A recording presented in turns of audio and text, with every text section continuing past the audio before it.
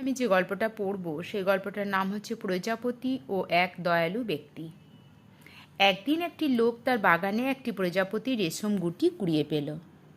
সে সেটি ঘরে নিয়ে নিজের কাছে রেখে দিল এবং সেটার প্রতি প্রতিদিন নজর রাখতে লাগলো।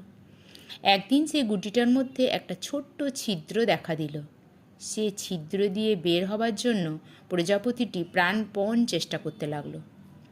সেই লোকটিও ঘণ্টার পর ঘণ্টা বসে প্রজাপতিটির সেই মুক্ত হওয়ার সংগ্রাম বা রেশমগুটির সেই ছোট্ট ছিদ্র দিয়ে প্রজাপতি তার নিজের দেহটিকে বার করার প্রচণ্ড চেষ্টা দেখে যেতে লাগলো। কিন্তু কিছুতেই প্রজাপতিটির সেই চেষ্টার কোনো উন্নতি হলো না বলেই মনে হলো। লোকটির মনে হলো প্রজাপতিটি যতদূর চেষ্টা করার করছে, প্রজাপতিটি এর চেয়ে বেশি কিছু করতে পারবে না। তাই সে প্রজাপতিটিকে রেশমগুটি থেকে বার হওয়ার জন্য সাহায্য করবে বলে ঠিক করল। সে একটি কাঁচি নিয়ে এলো এবং সেই গুটির ছিদ্রের অংশটি কেটে দিল। এর ফলে প্রজাপতিটি সহজেই বেরিয়ে এলো। প্রজাপতির ছিল বৃদ্ধিপ্রাপ্ত দেহ, কিন্তু তুলনায় পাখা দুটি ছোট ও কুঞ্চিত। লোকটি ক্রমাগত প্রজাপতিটিকে লক্ষ্য করছিল, কেননা সে আশা করেছিল যে কোনো মুহূর্তে প্রজাপতিটির পাখা বৃদ্ধিপ্রাপ্ত হবে এবং দুটি ডানা খুলে গিয়ে সে তার দেহের উপর ভর দিয়ে উড়ে যেতে পারবে। কিন্তু বাস্তবে তা হলো না।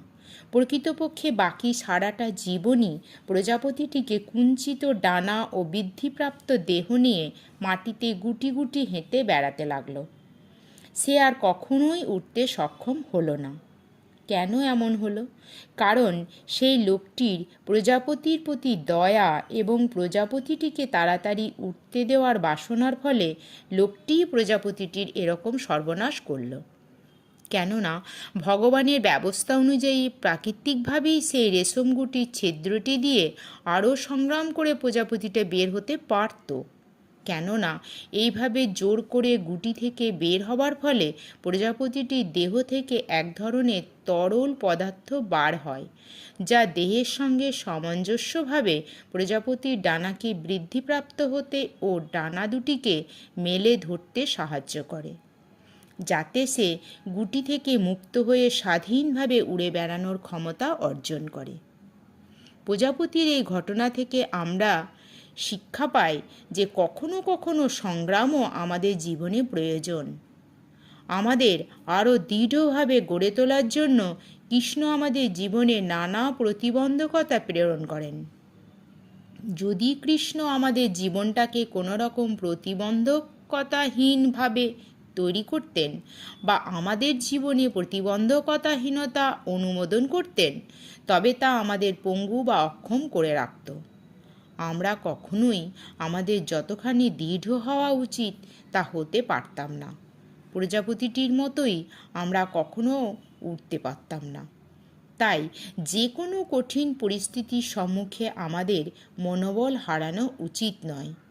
এছাড়া এই গল্পটি থেকে আরও একটি শিক্ষা আমরা পাই যে দয়া করার যোগ্যতা ও জ্ঞান না থাকলে কাউকে অযথা দয়া করতে নেই। আগে নিজেকে জানতে হবে যে আমি কতখানি দয়া করার যোগ্য। তা না হলে যাকে দয়া করা হলো প্রকৃতপক্ষে তার ক্ষতিই করা হয়ে গেল বা করা হয়ে যেতে পারে।